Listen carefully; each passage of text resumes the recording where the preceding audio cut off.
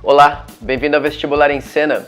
E esse vídeo particularmente será um pouco especial, porque não se trata propriamente de uma aula, mas é um vídeo que de alguma forma me traz bastante alegria, porque eu gostaria de apresentar para vocês o lançamento do meu livro, que se chama A História de Salvador Allende no cinema de Patricio Guzmán, que foi editado pela editora Paco, e o lançamento se deu agora, nesse agosto de 2018. Então, como sempre, bora pegar papel e caneta para a gente poder fazer algumas anotações. E aí galera, tudo bem? Aqui ao fundo é o Palácio La Moneda. O presidente, o Salvador Allende, estava nele na manhã do dia 11 de setembro, quando o palácio foi bombardeado, né? Aqui hoje é um ambiente bastante agradável, é o centro de Santiago. Como vocês podem ver, é uma metrópole como outra qualquer, mas as pessoas ficam na rua.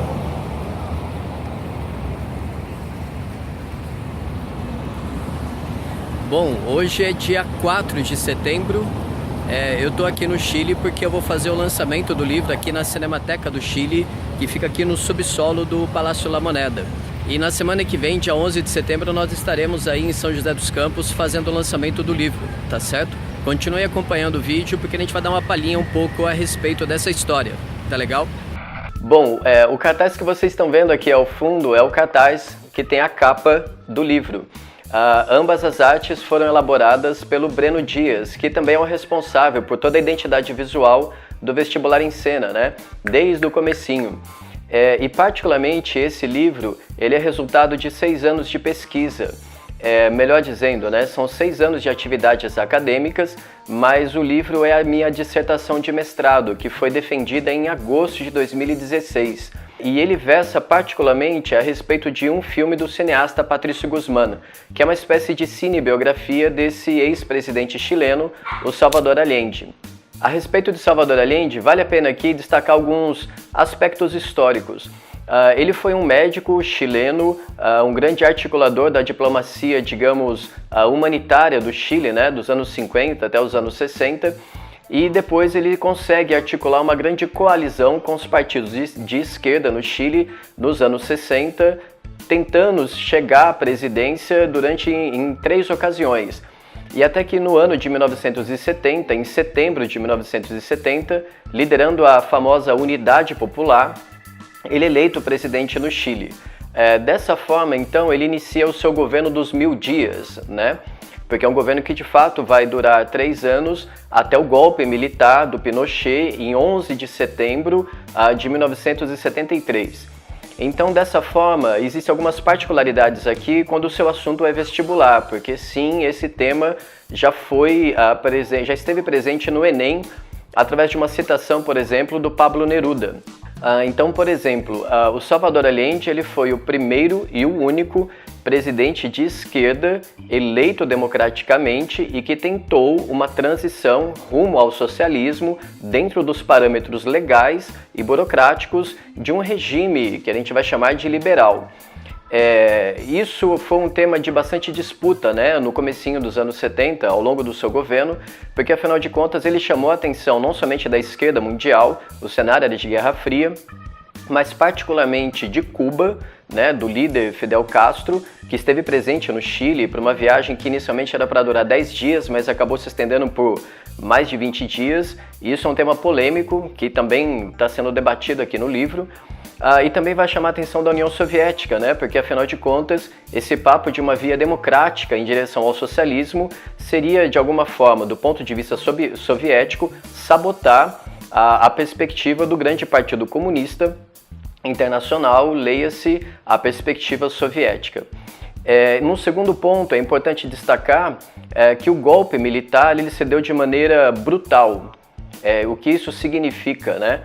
O golpe militar chileno, ocorrido em 1973, ele foi resultado de uma grande orquestração internacional que teve 2 polos, teve 2 centros de articulação.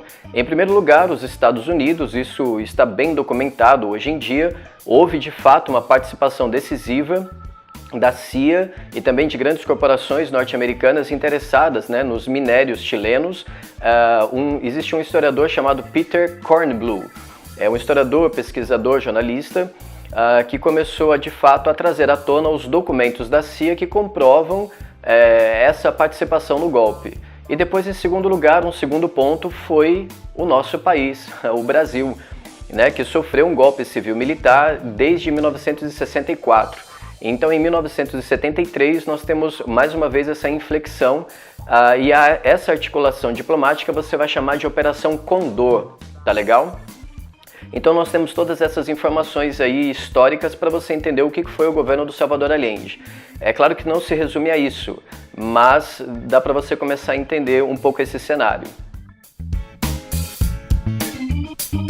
E em segundo lugar, para a gente poder fechar essa apresentação do livro, existe uma segunda personagem, né, no nosso título, que é o Patrício Guzmán. O Patrício Guzmán é um chileno que foi estudar cinema em Espanha nos anos 60. Em primeiro lugar, a sua iniciativa era estudar um cinema de ficção, mas diante da vitória do Salvador Allende, ele então retorna ao Chile e chega, né, em seu país natal no começo do ano de 1971. E diante da efervescência cultural, da efervescência política, de uma nova instituição dedicada ao cinema, que era a famosa Chile Filmes, ele então recorre a um grande cineasta francês, o Chris Marker, ou Chris Marker, como queiram. E então o Chris Marker consegue ceder para ele bobinas, né, películas, para que ele então consiga registrar toda essa experiência histórica que está se desenrolando diante das suas lentes. Dessa forma, o Patrício Guzmán, ele elabora o que é tido como um dos 10 maiores filmes da história humana, que se chama A Batalha do Chile. É um filme de um pouco mais de 5 horas de duração, dividido em 3 partes, com cenas documentais no sentido de registro da realidade, né? É um filme feito no calor da hora e demonstra para nós os avanços e impasses do governo do Salvador Allende até o seu golpe militar. Aliás, até o golpe militar do Pinochet em 11 de setembro de 73. Caso você ainda não conheça a obra do Patrício Guzmán, vale a pena, tá legal? Não é demais lembrar vocês que os links para vocês conhecerem o livro nós vamos deixar aqui na descrição do vídeo, como a gente sempre faz. O Patrício Guzmán ainda segue vivo, ele é exilado, como muitos, né, intelectuais e artistas chilenos, e depois, em 1997, ele retorna ao Chile em busca, digamos, da memória, né? Não somente do seu próprio cinema, mas também daquela memória, das memórias políticas dos exilados e do que foi o governo Allende e do que foi a ditadura militar chilena. E então, dessa forma, existe uma nova trilogia, né, que nós, digamos, críticos, analistas de sua obra, consideramos uma segunda trilogia, que é o Chile Memória Obstinada, feito em 1997, depois o Caso Pinochet, feito em 2001, quando ele filma o julgamento do Pinochet, do Augusto Pinochet, e depois tem um terceiro filme que é este, o Salvador Allende, tá certo? Então dessa maneira a gente tem uma trilogia que a gente chama da memória, né, que ele vai tentar analisar esse passado recente do Chile ainda nos anos 90, início do século 21. Então, olha só, hoje em dia eu sigo as minhas atividades acadêmicas, além do vestibular em cena, além da minha docência, né, nas escolas e cursinho, estou me doutorando em História e a minha perspectiva, como sempre, é tratar dos filmes como uma janela para a gente interpretar a história, né? Isso foi uma das coisas que motivaram, melhor dizendo, a criação do vestibular em cena. Nesse sentido, eu continuo estudando a obra do Patrício Guzmán, né? O documentário latino-americano é uma coisa que me toca muito, né? Assim, eu tenho interesse em continuar com isso daí e nós estamos agora, nesse ano de 2018, lançando o livro. Eu sei que esse vídeo vai ficar por muito tempo aqui no canal, né? A gente sempre produz conteúdos visando a longo prazo.